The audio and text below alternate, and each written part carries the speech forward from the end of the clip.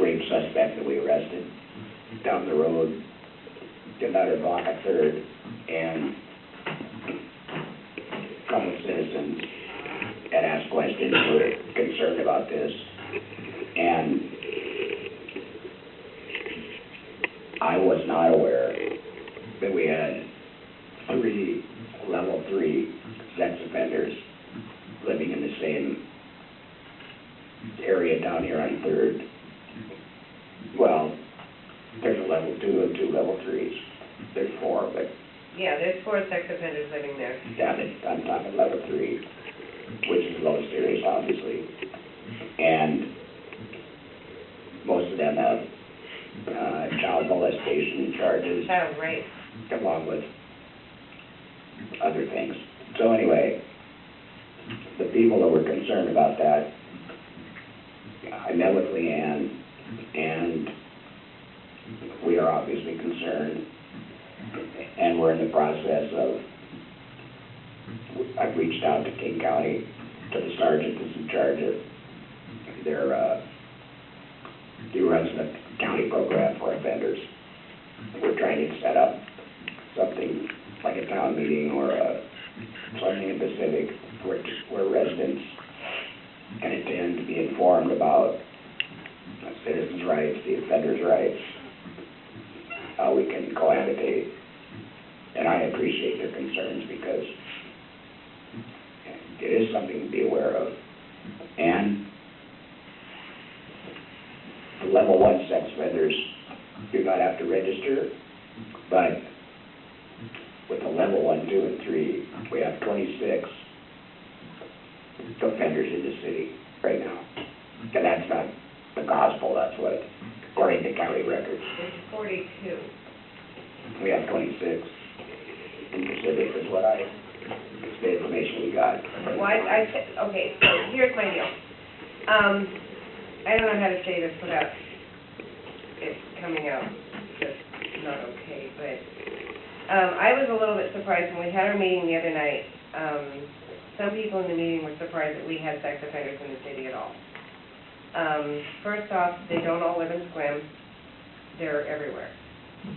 The city of Pacific right now has 42 in the city of Pacific. There are 42 level 1, 2, and 3 sex offenders. Before what's your numbers based on? Going on the different various websites. I have been checking these websites since I had kids because I want to know what my kids, have to face. Before I moved out here, I checked out the city of Pacific, and I was really surprised that per population, the city of Pacific and the city of Bellevue have just about the same amount or number of sex offenders living at the time. And I've always been very diligent. I check these websites, not on a daily basis, I'm not crazy, but people need to be aware of their surroundings. And I just assumed that everyone knew that every city had them. And for every, what is it they say, for every 100 registered sex offenders that are living in a certain area, there are 5 that are living there that are registered as homeless somewhere. And they could be anywhere. We have no idea. So, but getting it out into the public, getting them to be more aware is a very good thing. But we have to be very careful on how we get this news out because we don't want to create some kind of a panic or scare the kids. You need to have your kids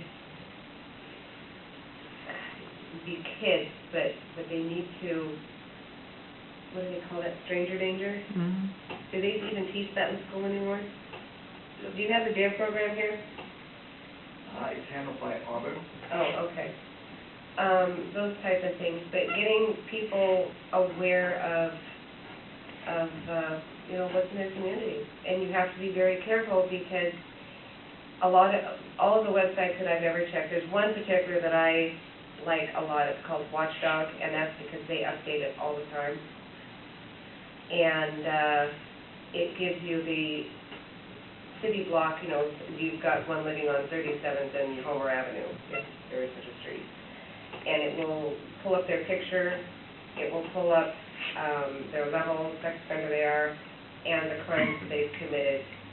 I mean, it's very good, but you've also got to watch that you don't have a bunch of people running around town with, you know, pitchforks and torches. That's why the mayor and I chose to go with it, whether you want to call it a town hall meeting or a neighborhood.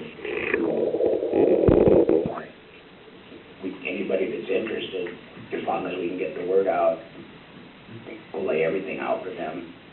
And assuming the parents, not the children, are there to attend. I think that's a great idea, but if you look at the other town hall meetings we've had, you got 11 people that show up. Yeah, is this stuff subject to public records anyway? Oh, yeah. Is this something we can put on our website? Oh, yeah, all of them. And the websites that I do, there are some that you can pay for to join, and they will send you an update every time somebody moves into town. Or you just log on, which I had a computer, and it pulls up you type, I type in my address, 366 White River Drive, Pacific Washington, over 7. Give it a minute, a map will show up, and all these little red, blue, and yellow dots will pop up. The more red is level 3, it's green is level 2, and yellow is level 1. And it'll show you, and then you click on one of the dots, okay? There's one, that's when I went on it tonight before I came here, there's 4 living over there, and there's 1 living here on 8th Street. I clicked on the one on 8th Street. It's a level 3, 18-year-old, gives his picture, tells you what he did. Then I clicked over here, and I found the young, which I believe is the one that was caught last month. And it gives you all the information that you need to know. You know, he lives in this area, and you can pretty much figure it out. It's not rocket science. It gives you their photo. It just gives you the ability to take a little more caution. I think we need to be careful, like, I don't think we should post their names and address on the City of Pacific website. Well, no, That but could breed it's on the... But we should have links. Right, it's on the link. You click on Watchdog, you put in your address, and it's up to you, whatever you Right. click on, you're gonna find. I mean, we won't be we're just posting the We'll link. provide the link so that people can become more educated in the community, and I think that would be a good idea. Exactly. Like I said, there are several out there. That's just the one that I've always used, because I'm computer stupid, right, Rich? Yeah, he's not. And this one is very user-friendly, it's informative, and it's updated. So that's why I use that one. But We'll get the word out. I know that Mayor Guyer is trying to get a newsletter published on a regular basis. The links are things we can put out to the public, because plenty of information out there. People have the knowledge how to access it. So we can assist in that.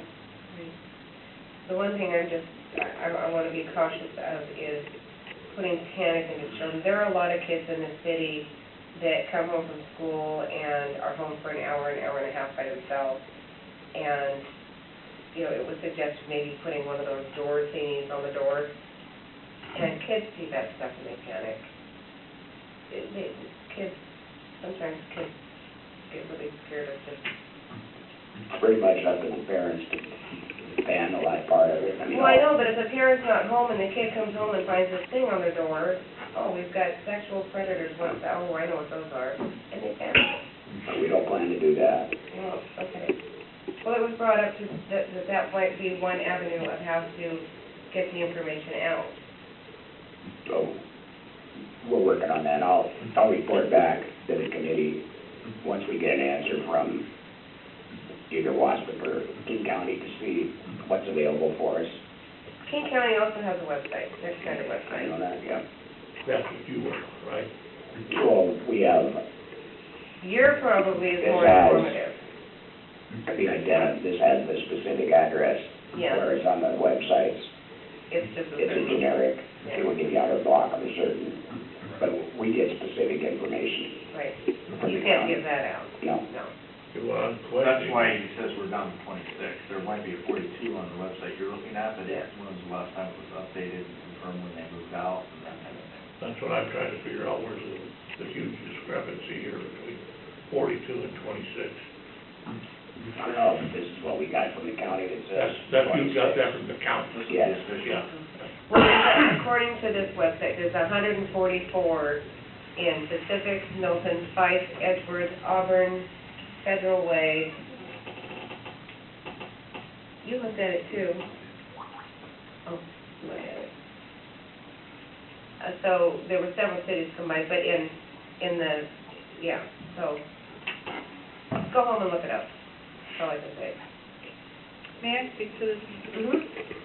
So, when the report came out on the TV, we got a couple phone calls with some concerned parents, that's when John and I got together and talked. And I totally agree with you, it has to be carefully approached. What I also would like to see this committee do is create some guidelines or a policy or a procedure that when the police department is notified of a new sex offender in the area, that how we address that. I had never looked at the website, but in speaking with several of my neighbors, the fact that we have sex offenders living in our area doesn't alarm me. The fact that I didn't know anything about it, I feel like, well, what's wrong with me? How come I didn't look at that? And then for John even to be admitting here, I didn't even know. And so there's a disconnect, and I think we need to come up with a policy to figure out, even if it's the people in that area, if you do a 6-block radius or whatever, to notify the people in the neighborhood, because that's what most cities do. When they have a sex offender that has reported to move into their jurisdiction, a lot of cities, what they do is their police department goes out and lets the people in the neighborhood know. They don't say where, they just say, we just want you aware, because it's the parents' job to educate. Exactly. But since we have done nothing up to this point, that was where we got together and thought, we need to have a town hall meeting so we don't get this vigilante I think that's a great attitude and people freaking out and thinking they got to do all these different things. I mean, these people wanted to put flyers up and posters, and I'm like, no, time out, stop. Go by pitchforks and torches. And so, but anyway, and it's like, so what we need to do is have an air of positive reinforcement and talking about, okay, these are your rights, these are theirs rights. I mean, just like he was talking about, and how to address it. And that's why we want to bring somebody in from King County or one of these agencies that deals with this, that they know the proper things to say to the adults and tell the adults what you need to say to your children. I mean, that's their forte. That's not mine. And have them at the public meeting. They're the ones running it. Right. Okay, now here's my thought. To get the people to come down to this public meeting, other than telling them that, we're going to be giving away free money and ice cream, people are not willing to leave their house. If they don't, they don't. But we have done our due diligence. To get them out here. Exactly. Would it be possible to send it out to, the Mount Baker, Ilwaco, and... School's already been informed. No, to let them know that there's going to be a meeting here. And I think if you go through the school district, I mean, there's avenues that we can do, and we can work out all of those things. My biggest concern that I would like to see this committee do is come up with a policy or procedure that takes place when this gets reported to the city. So that, I mean, as a public safety committee, and so that we know that this is what's going to happen the next time King County alerts us that somebody has moved into this area. And I found out things I didn't know. You can go to that website, put your address, and be added to the alert list, and they will notify you when somebody has moved into your area. So they don't pay the block. I mean, where exactly? They just say the general vicinity. So all these areas that have them in their area, I think that's where we target. We tell them we want to come talk to you. We want to educate you on how you deal with this in your neighborhood. Exactly. Because and you had brought up a good thing at that meeting the other night. We have to find somebody in each of those communities that can trust, because you were saying that the Hispanic community and the whatnot, they don't really trust government. Or they would trust so we've got to see if we can't draw someone from their community into our group so that they can take back and feed the information. I don't know how to do that.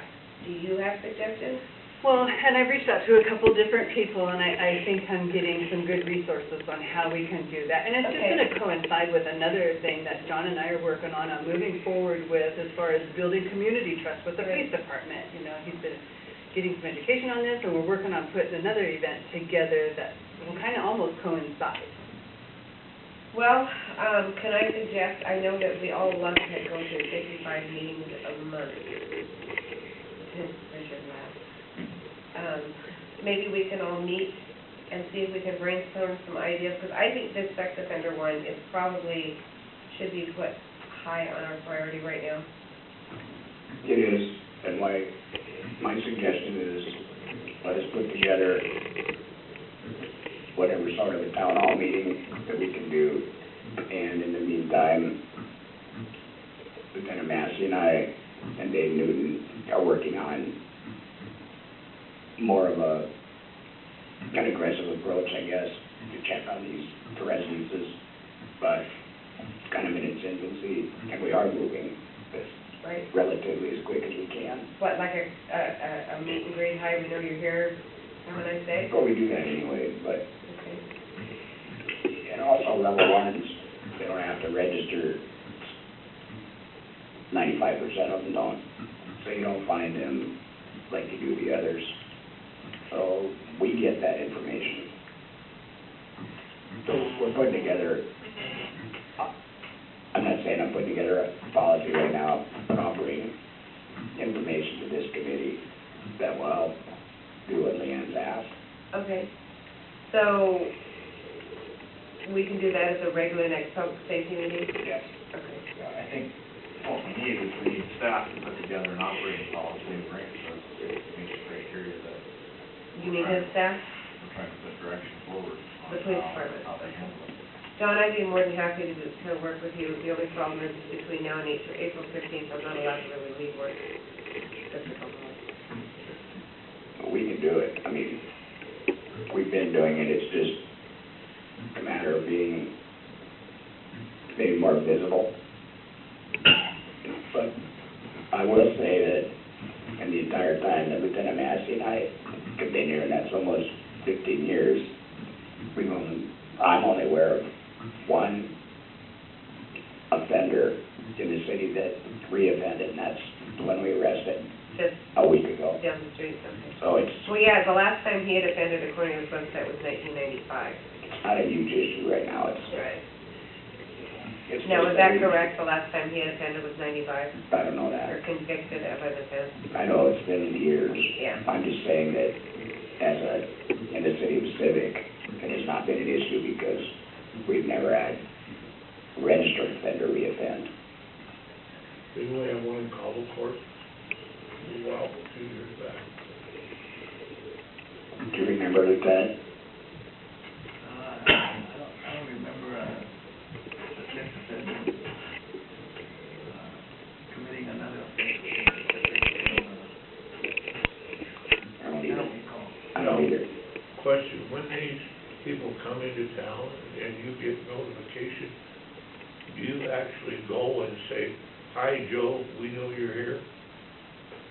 Is that, A meet and greet is, I think, what they call it. No, we don't actually. But sometimes it goes to the county in that process. I'm sure we don't get notified the day they register. well, no, But when we do, yes, it's been the detective's job to go contact these people and make sure that they are living where they registered. So, So it's not considered harassment or intimidation by doing No. this? just kind of let them know that we got eyes on you? right, can we do that? We do that. Yes. Okay. So we don't inform the neighborhood? No. So you've known these four have lived here, you've already done your meet and greet with them when they moved in, right? I said that I didn't know that. Dave Newton knew that. Dave Newton did that. I mean, he's aware, he's the one that Okay, maintains this list, and he has a okay, checklist of when he contacts them. okay. What I said was that I was not aware, Now, is this a list that he has to go through on a daily basis, or is this, you know. Steve Jones moved into that house over there, direct email to him? We try to do that. We try to touch base once a month, and a lot of times that we don't Once a month with who? with the offenders. No, what I'm saying is, when somebody moves into a town and registers, they register with a county, or do they have to come register at your On the station? register with King County. Okay, so how do you find out that we've got a newbie in town? when we get a list like this. And how often do they send you that list? Well, it's not daily, and I don't know the answer to that, I think. Or do you have to I go know it's ask? once a month. I think they update it once a month. Do they send it directly to you, or is this something you have to put on your tickler to go? It comes to us. Okay. That's what I'm trying to find out, if it's something that comes to you, or if you have to go once a month, add it to your to-do list of, okay, it's the 3rd, I have to go check the sex offender list. I know that the way Newton does it, as time allows, depending on his caseload, when he has downtime, he goes and, you might meet 2 or 3 or 4 a day, depends on the hours of the day, but it's not a science. That's what we are trying to do. We're trying to get it more Okay. defined. Okay.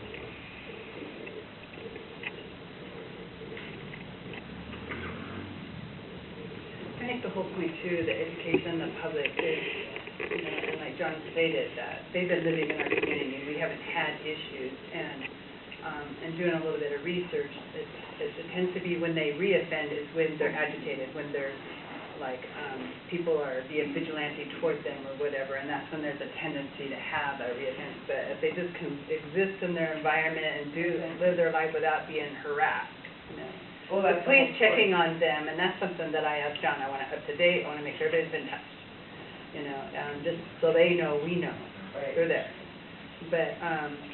But other than that, my biggest thing is to just have a conversation with the people in the community and let them know we're aware, we have a process, and we need you to understand what your rights are, what their rights are, and how you need to deal with it, so we can coexist in our community.